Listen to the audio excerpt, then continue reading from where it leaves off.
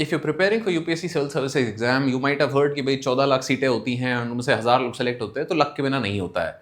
या फिर या भाई वो पर्टिकुलर टॉपर जो है उसका तो लक से हो गया, वैसे तो एकदम बेकार जाहिल आदमी है और उसका हो ही नहीं सकता था, एंड मेरा लक खराब चल रहा है इसलिए मेरा नहीं हुआ, नहीं तो ऐसे हो जाता तो वैसे हो जाता। You might have heard all of these things if you're preparing for civil services exam for more than 1 or 2 attempts. So in today's video, we'll talk about how to get lucky in civil services exam preparation. And इसमें हम जादू टोना छुमंतर की बात नहीं करेंगे, हम practical चीज़ों के बारे में बात करेंगे, because there are things that you can do in order to find out कि भाई लक को अपना साथी कैसे बनाएं.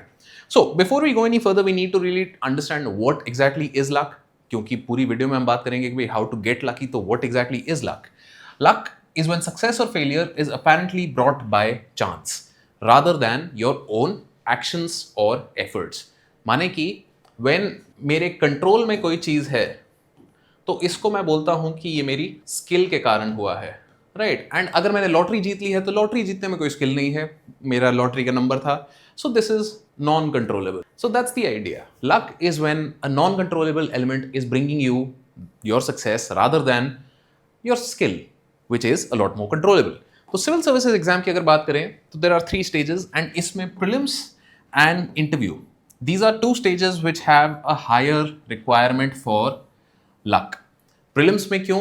क्योंकि थोड़ा randomness का फैक्टर हमेशा वहां पे रहता है. 2 घंटे के पेपर में when you know filter out so many candidates, there is always a margin of error, and वहां पे 2 सवाल मुझे ज्यादा आते थे बिकॉज मैंने कोई रैंडम मूवी देखी थी, versus मैं CSAT में अच्छा हूँ just because I'm an engineer, or so many other things can play a role.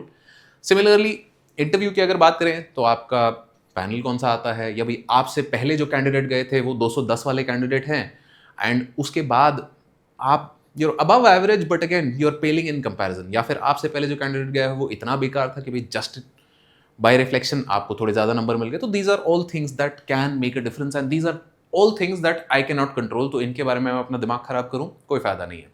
Mains on the other hand, आप कभी भी किसी टॉपर टॉक में सुनोगे तो this is the more predictable paper, कि भाई यहाँ पे आप काफी हद तक समझ सकते हो कि भाई क्या चीज पूछी जाएगी, कैसे पूछी जाएगी.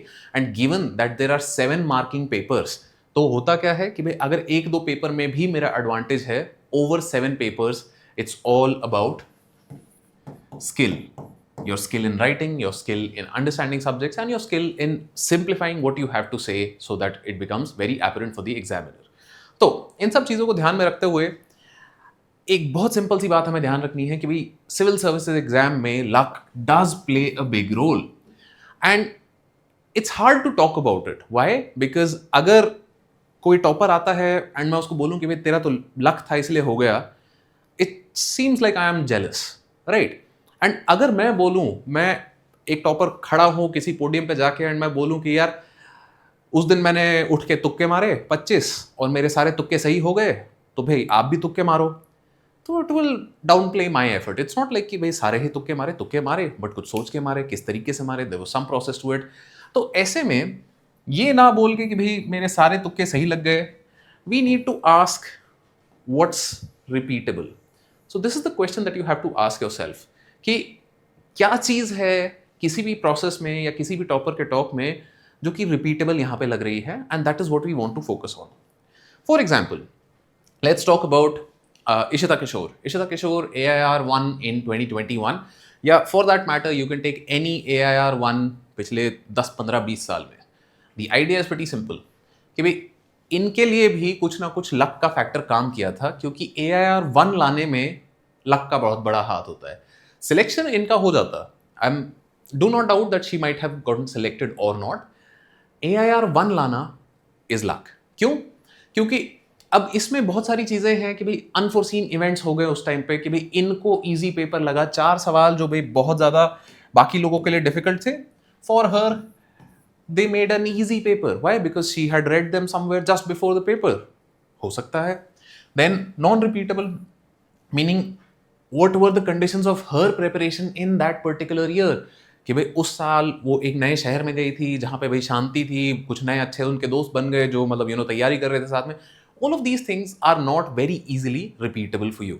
But on the other hand, अगर स्किल की बात करें तो she was disciplined, she was strategic.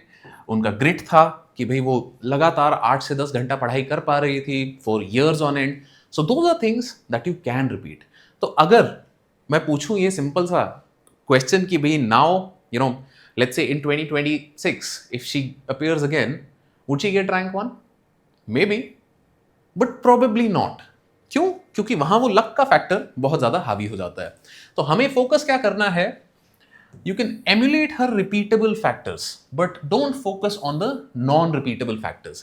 Non-repeatable factors क्या है कि भाई उनका एजुकेशनल बैकग्राउंड और आपका एजुकेशनल बैकग्राउंड अलग है. उनका जो फ्रेंड्स ग्रुप है, आपका फ्रेंड्स ग्रुप है, वो अलग है. Maybe she had a very supportive one, maybe you don't have that. Then उस साल में एग्जाम का पैटर्न कैसा था? Like for example recently CSAT काफ़ी टफ होने लगा है, तो बहुत सारे लोग मतलब वहीं बाहर हो जाते हैं. कुछ लोगों को अब एसए की मार्किंग से दिक्कत होती है. बहुत सारी चीज़ें ऐसी रहती है हर साल. And her preparation in 2022, 2021. So all of these things are going to play a role. What you can replicate, what you can repeat is her ability to study and focus for hours, ability to link the general studies and current affairs subjects. These are all things that require practice and patience and skill. Thorough PYQ analysis and practice, and writing and presentation skills. These are all things that you can learn. These are all things that you should focus on. तो एक बहुत simple सी चीज़ यहाँ पे है कि there is a repeatable element and there is a luck का element. Now, at the same time, whenever you're choosing a UPSC topper to listen to, हमेशा इस चीज़ पे थोड़ा ध्यान दो कि कभी कभार क्या होता है कि जो उनका एक्सपीरियंस है, जो उनकी ज़िंदगी उन्होंने जी है, वो बहुत अलग है आपकी ज़िंदगी से. एंड इस कारण से let us take my example in that matter कि जब when I started making videos on YouTube, मैं सीसैट के बारे में बहुत ज़्यादा बात नहीं करता था. क्यों? क्योंकि मेरे लिए सीसैट कभी टफ नहीं रहा था. मैं बिना पढ़े जाता था, मैं 140-150 नंबर मारता था सीसैट में. तो I never thought it would be a problem for somebody. Now over the last 5 years having been like guiding aspirants to success in civil services exam, I realize कि CSAT is a big problem for some candidates. But because मैं जहाँ से पढ़ के आया था, मुझे लगता था कि भाई CSAT तो पढ़ने की ज़रूरत नहीं होती. बट भाई आप जहाँ से पढ़ के आए हो, अगर आपने इंजीनियरिंग लेट्स से नहीं करी है, so then CSAT is something that is going to take time for you. Similarly, there might be some topper who is sitting in their village कि भाई गाँव से बैठ के उन्होंने पढ़ाई कर ली और it's a very inspiring story and आपको लगेगा कि भाई मैं भी कर लूँ. बट गांव में बैठ के कैसा कंडीशन था उनका, गांव में बैठ के वो कहाँ से पहले आए थे, काम क्या कर रहे थे, उनकी समझ कैसी थी, कैसे बनी, आप कहाँ हो, कैसे कर रहे हो, उस पर बहुत सारी चीज़ों पे ये डिपेंड करता है. तो डोंट टेक कि भाई इस टॉपर ने बोल दिया बस ऐसा ही होगा. देखो उसमें कि भाई क्या चीज़ें उनकी जर्नी में रिपीटेबल थी एंड क्या चीज़ें जस्ट लक था. राइट, इसका एक और एग्जाम्पल लेते हैं. For example Mudita Bansal, who has secured AIR 44 in 2024. Now she gave a topper talk where she said कि भाई सिविल सर्विसेज एग्जाम की पढ़ाई उन्होंने 8 महीना करी and she was able to clear it in her first attempt. Absolutely brilliant. But if you look into her background, मतलब you'll realize कि there is a group of companies which are known as MBB, McKinsey, Bain, BCG. ये globally आपके जो top consulting firms होते हैं, जहाँ पे IIM के लोग, मतलब IIT IIM टैग वाले जो लोग होते हैं, वो आपस में लड़ मार के झगड़ के यहाँ पहुँचते हैं. She had been working there for a couple of years, मतलब 3-4-5 साल का उनका वहाँ का एक्सपीरियंस है in BCG, which is Boston Consulting Group, which is a top consulting firm. तो माने कि जो थिंकिंग पैटर्न्स हैं, जो सोचने का तरीका है, जो नज़रिया है, जो बात करने का लहजा है, जो राइटिंग की स्किल है, वो सारी वो ऑलरेडी डेवलप कर चुकी थी before she came into the civil services exam journey, where all that she had to do was apply her already existing knowledge to some new subjects. So therefore sure she could do it in 8 months, but probably अगर आप उनकी बात मानोगे, maybe not. Similarly, let's take another example. So this is Birdev Done. He is again a very, very inspiring story from this year. 551 rank he secured in 2024. And he comes from a community of goat herds. तो जब civil services exam का result आया था, तो ये इंसान बकरियां चरवा रहे थे अपनी.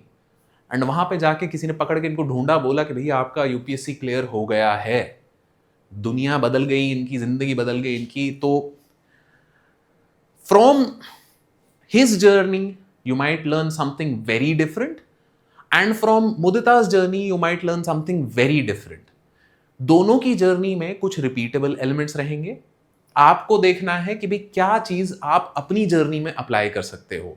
He comes from a very humble financial background, but मेहनत करी, 4 अटेम्प्ट लिए उन्होंने, दिमाग लगाया। बट हम्बल बैकग्राउंड के बाद अगर बात करें तो he also comes from college of engineering Pune. तो COEP is one of the best colleges in Maharashtra and for that matter in the entire country. तो कॉलेज ऑफ इंजीनियरिंग पुणे से इन्होंने ग्रेजुएशन किया, then it took him some time, but still his conditions were such कि भाई not the same as Mudita और not the same as somebody else. आपकी conditions क्या है, कहाँ चीज़ें मैच कर रही हैं, नहीं कर रही हैं, इस चीज़ पे आपको ध्यान देना बहुत ज़रूरी है। Which brings us to the simple fact that if you try to copy the non-repeatable parts of somebody's success, you will fail. You will fail if you try to copy the non-repeatable parts. मुदिता का BCG का experience आप replicate नहीं कर सकते हो। अगर आप already replicate कर चुके हो तो then again maybe you don't need to listen to this, but that's the idea कि मुझे कहाँ फोकस करना है, क्या चीज़ मेरे कंट्रोल में है, जो मेरे कंट्रोल में नहीं है मुझे उस पर ज़्यादा दिमाग नहीं लगाना है। Bringing back the point of Ishita Kishore, AIR 1, the simple idea is in any given year this person, no selection की बात अगर हम करें कि भाई इनका सिलेक्शन ही नहीं हो रहा तो इसकी थोड़ी लो प्रोबेबिलिटी रहती, राइट।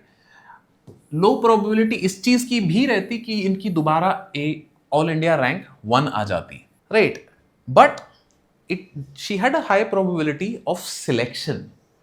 अब वो सिलेक्शन में अंडर 100 रैंक आएगी, टॉप 500 में वो आएंगे या कहाँ आएंगी, कैसे आएंगी, that might have been anybody's guess, but keep in mind that any other year, given how much effort she had put in, she would have gotten selected. AIR 1 लाना बहुत मुश्किल था, बट नो सिलेक्शन भी उनके लिए मुश्किल हो गया था आफ्टर अ वाइल कि मेहनत इतनी कर ली है, समझ इतनी आ गई है एग्जाम की कि I will clear it eventually. So एक और एग्जाम्पल यहां पे लेते हैं। So this is Ayaan Jain. Now Ayaan Jain, first attempt ही failed, second attempt he got AIR 87, third attempt he got AIR 16। तो इसको आप लक बोलोगे या कुछ चीज इन्होंने फिगर आउट कर ली कि भाई क्या काम कर रहा है। तो that's where you have to understand कि अब लेट्स से अयान जैन के नोट्स इन्होंने आपको दे दिए। Now these notes are available on our website, you can check them out, we'll also link them in the video description. The idea is very simple, he's given you his notes. These are some 70-page micro notes for GS. मतलब the entire GS का syllabus he has condensed into 70 pages of micro notes. But अगर आप ये micro notes जाके पढ़ोगे आपके sir के ऊपर से चला जाएगा, क्योंकि आपको समझ ही नहीं आएगा कि भाई कहना क्या चाहते हैं ये, क्योंकि उन्होंने एक एक शब्द लिख दिया है बस। क्या इंडियन सोसाइटी स्ट्रैटिफिकेशन, उसके नीचे 15 वर्ड्स हैं बस, nothing else, no example, no explanation. Why? Because all of that exist in his head.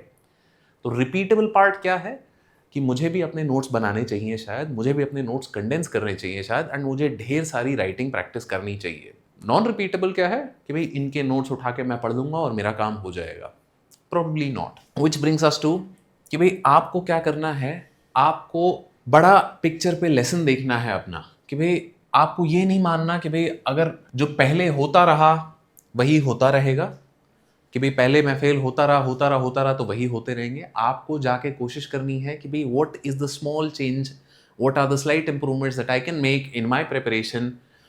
Because अगर सिर्फ इसी बेसिस पे चलते रहे कि भाई मेरा प्रीलिम्स ही नहीं होता और फिर मैं कुछ नहीं कर सकता, तो फिर आगे चल के भी आप उसी बेसिस पे काम करते रहोगे, which is not a very good outlook to have in life. Always have an outlook that I can change, I can improve. And in that, you have to assume that the past can be different from the future. कि भाई पहले जो गलतियां करी अब उन्हें repeat नहीं करेंगे, and I will learn and make some changes. But at the same time, learning and making some changes में एक caveat है। caveat माने exception. A very simple idea that sometimes the future can be very different. Like for example, 2011 में जब पहली बार CSAT introduce किया गया था, तो then it was a shock for a lot of people and like 2011 में CSAT जब introduce किया गया तब, देन 2015 में जब सीसैट को सिर्फ क्वालिफाइंग बना दिया गया फिर से, तो इस तरीके से पेपर में बहुत सारी चीज़ें रैंडमली चेंज होती रहती है। Now every year at least for the last 10, 12, 15 years मैं सुनता आ रहा हूँ कि भाई ऑप्शनल हटा दिया जाएगा। आज तक तो नहीं हटा है बट लोग उम्मीद में चलते हैं कि किसी दिन हटेगा, कुछ होगा। जिस दिन हटेगा I can guarantee you people will be shocked and surprised, even though we have been expecting it for the last 15 years. That's the idea कि भाई चेंज आएगा, चेंज क्या आएगा मुझे नहीं पता, तो मुझे इस चीज़ की प्रिपेयर्डनेस में चलना है कि शॉक अगर आता है तो उस शॉक के साथ मैं कैसे डील करूं। लाइक सीसैट की जैसे हमने बात करी, तो वो शॉक इन दैट मोमेंट कि सीसैट जैसे इंट्रोड्यूस हुआ था 2011 में, तो देन इंजीनियर्स का proportion in civil services exam एकदम से बढ़ गया। क्यों? क्योंकि सीसैट का एक पूरा पेपर था which was very easy for them. But now over time CSAT के लिए भी आपके पास रिसोर्सेज हैं, आप तैयारी कर सकते हो। तो ये जो एडवांटेज था इनका बहुत क्लियर, वो हट चुका है। तो over time you have to keep in mind जो पहले चीज़ें हुई हैं शायद रिपीट ना हो, कुछ नया ही हो जाए, उसके लिए भी हमें थोड़ा मेंटली प्रिपेयर होके चलना है। Now keeping all of these things in mind, narrow lens से हमें इन चीज़ों को नहीं देखना। We do not want to take the narrow lessons out of this. Narrow lesson का क्या मतलब है कि भाई अगर हम उसी जमाने की थिंकिंग से चलते रहे कि नाउ लेट अस से सीसैट में क्या हो रहा है आफ्टर 2020 टू 23, सीसैट का paper has been becoming increasingly tougher, right. 23 का paper was one of the toughest CSATs ever, 24 का पेपर सीसैट का भी टफ था, 25 का भी टफ है। तो ऐसे में क्या है, अब अगर मेरी पुरानी थिंकिंग चल रही है कि मैं सीसैट लास्ट के 2-3 महीने में पढ़ के निकाल लूंगा, so then you know I am not updating my thinking as per the requirements of the new exam. Now ऐसा जरूरी नहीं है कि 2026 का सीसैट आएगा जो टफ ही आएगा, इजी भी आ सकता है। But if I am prepared for the current reality कि भाई मे बी शायद थोड़ा एफर्ट डाल के यहाँ पे जाते हैं, तो then what I am doing, I am future proofing myself. I am focusing on what is repeatable. Repeatable क्या है, सीसैट तो करना ही है, एक बारी करके खत्म करो, थोड़ी मेहनत लगेगी बट करके चलो। अगर आप नैरो लेसन इसमें से लेते हो कि भाई लास्ट के 2-3 महीने में कर लेंगे हो जाएगा, तो then that is a bit dangerous. क्यों? क्योंकि अब टॉपर टॉक्स में कई बार आप देखोगे तो बहुत लोग सीसैट की बात करते ही नहीं है। क्यों? क्योंकि उनको लगता है कि या तो आसान था या भाई इतना टाइम उन्होंने नहीं दिया। तो now in the new reality when CSAT is getting tougher and tougher, I also have to calibrate my own expectations of what is required for success. Finally, आपको क्या पूछना है, is this repeatable?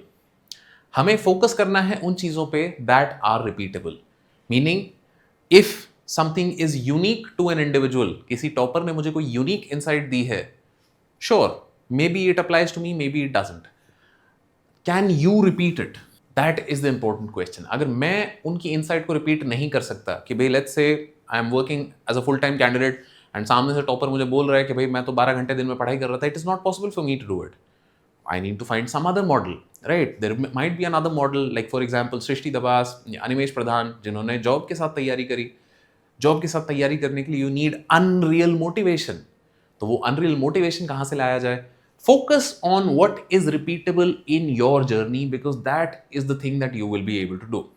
उसके अलावा एक shift in thinking यहाँ पे आता है, क्योंकि जैसे ही मैं बात करता हूँ ना कि भाई repeatable क्या है, I am no longer worried about कि भाई you know lucky थे ये, नहीं थे, क्या थे।